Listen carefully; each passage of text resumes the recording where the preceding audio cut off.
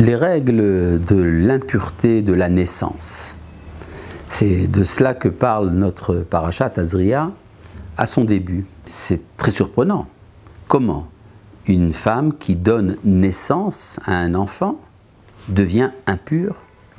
De là à glisser vers l'idée que la génération, la fécondité, tout cela serait une malédiction parce que c'est lié à la sexualité et qu'en fait il y a une bassesse dans le fait d'arriver dans ce monde et qu'il faudrait préférer le spirituel. Il n'y a qu'un pas jusque-là. Mais en fait c'est exactement le contraire de tout l'enseignement de la Torah.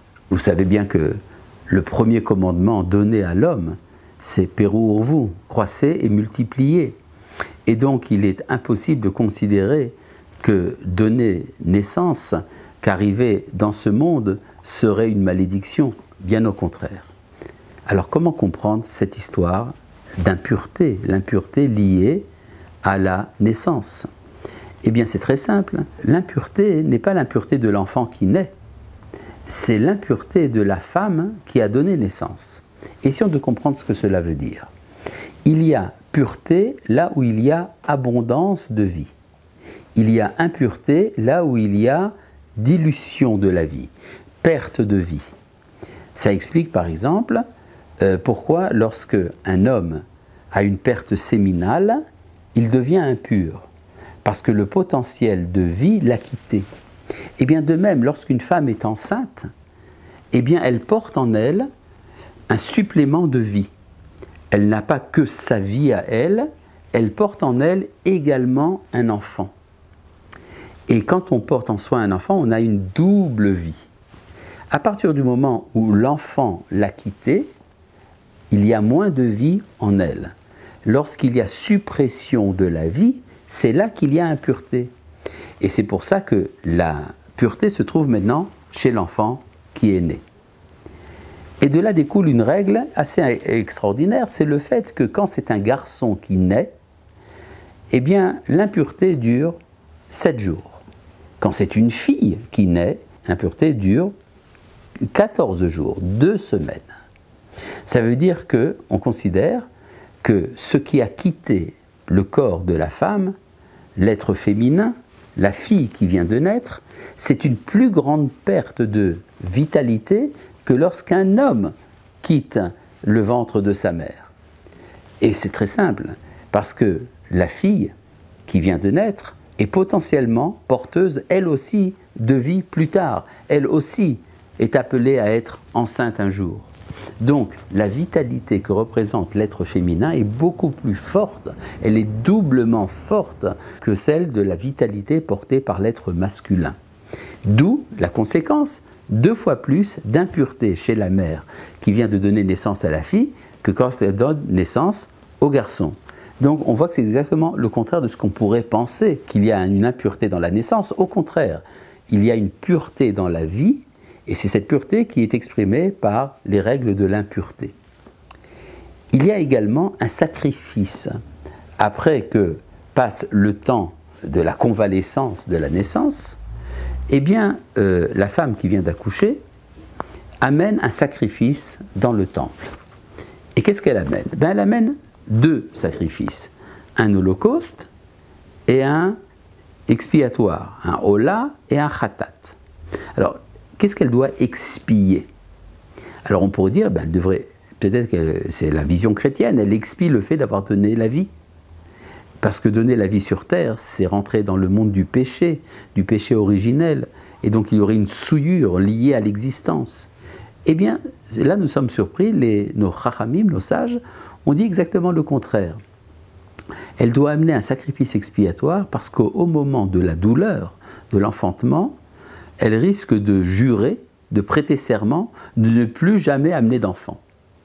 C'est-à-dire le refus de la vie, c'est ça qui doit être expié. Maintenant vous allez me dire, c'est un peu bizarre, pas toutes les femmes qui ont des douleurs dans l'accouchement font ce serment. C'est vrai. Mais il y a ici une dimension psychologique qui se cache derrière tout ça, c'est qu'en fait, il y a dans l'accouchement une sorte de traumatisme au niveau de l'inconscient, ou du subconscient si on veut être un peu psychanalytique. En effet, quand une femme est enceinte, eh bien, c'est de l'avenir ambulant. C'est la femme qui porte en elle l'avenir de l'humanité. Elle porte en elle la génération à venir. Et donc, il y a une joie dans le fait de voir une femme enceinte. On est heureux de voir que la vie continue. L'avenir est en elle. Et puis, vient le moment de la naissance, la réussite du projet. Et quand ce projet est réussi, eh bien, où est l'avenir? Eh bien, l'avenir maintenant est dans le berceau. Et la maman, qu'est-ce qu'elle devient? Elle devient le passé. Donc, la réussite de son projet la relègue dans le passé, dans ce qui est déjà caduc. Ce qui explique parfois la réaction de dépression après la naissance. Eh bien, c'est ça qui peut se cacher quelque part dans l'arrière-conscient de la mère qui vient d'accoucher, et donc c'est ça qu'elle doit expier. Vous voyez à quel point l'importance donnée à la vie terrestre par les règles de l'impureté consignées dans la Torah.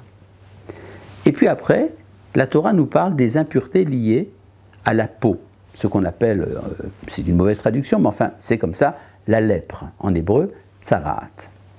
Et là, il y a toute une liste d'impuretés liées à la peau. Mais c'est quoi la peau? Bien, la peau, c'est la relation que nous entretenons avec l'extérieur. En effet, notre corps est enveloppé de peau. Et donc, quand il y a détérioration de la relation de l'individu envers l'extérieur, ça peut se traduire également par une maladie de la peau. Et cette maladie de la peau a une quantité absolument incroyable de règles très détaillées dans la Torah. Je voudrais avec vous simplement m'attacher à la dénomination que donne la Torah pour chacun de ces phénomènes, pour chacune de ces maladies. Alors, tout d'abord, ça commence par un homme qui serait atteint d'une plaie lépreuse. Adam qui y est beor besaro set osaparat. Ça veut dire que l'on considère au départ l'homme comme étant un homme. La Torah nous donne son nom, Adam, ce qui veut dire l'homme.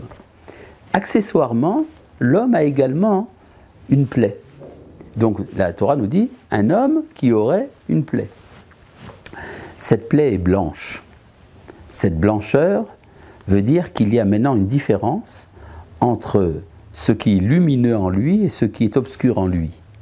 Et donc il a la peau, il y a une tache blanche qui va le rendre impur.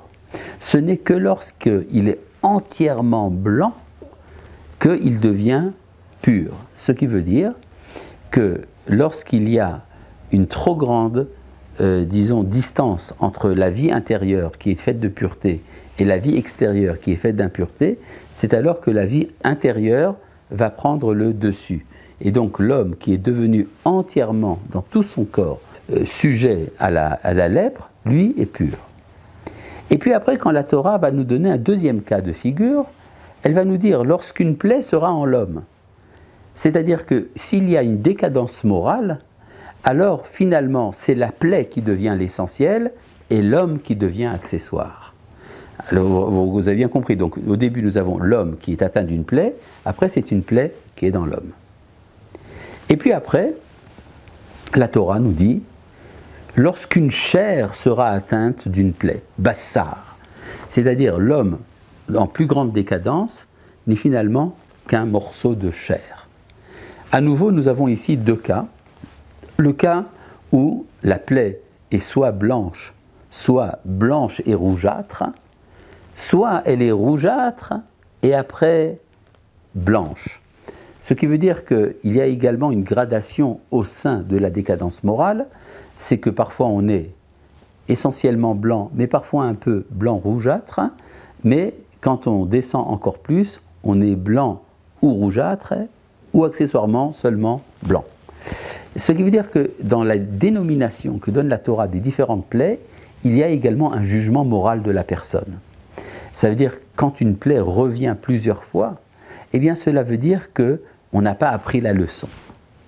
Mais tout cela, ce sont des plaies concernant l'homme appelé Adam, c'est-à-dire l'homme émotif, l'homme qui a des qualités ou des défauts au niveau de sa moralité. Mais il y a plus grave, ce que la Torah appelle le netek, c'est-à-dire se détacher, et ça c'est la plaie qui touche le crâne, le lieu donc de l'intelligence.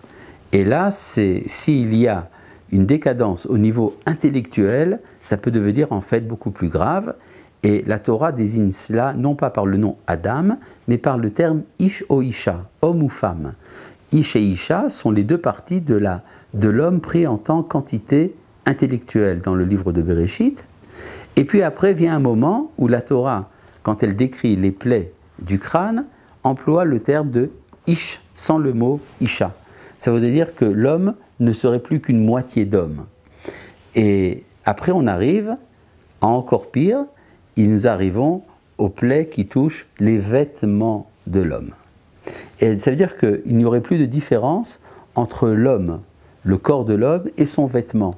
C'est-à-dire, le corps de toute manière est quand même un vêtement de l'âme, mais il peut arriver à un état de dégradation morale tel que finalement, il n'y a plus de différence entre l'homme et son vêtement, c'est le vêtement qui est le sujet de la plaie. Or, il est intéressant de voir que quand on avait parlé des plaies qui touchent le crâne de l'homme, la Torah avait parlé également de la calvitie. Or, il y a deux termes pour parler de la calvitie dans la Torah, la calvitie antérieure et la calvitie postérieure. Il y a deux mots en hébreu pour cela, karachat et gabachat. Et on est très surpris de voir à la fin de notre paracha que le texte parle de calvitie antérieure ou postérieure du vêtement. C'est-à-dire qu'on va donner des attributs humains à un vêtement. C'est la dérision totale. Ça veut dire que la décadence morale est arrivée à un point où finalement on ne sait plus où se trouve l'humanité, si elle se trouve dans le corps de l'homme ou dans son vêtement. Tout cela est effectivement très déprimant, si n'était-ce la connaissance que nous avons qu'on peut se purifier de l'impureté de la lèpre, et c'est de cela dont va nous parler la paracha prochaine.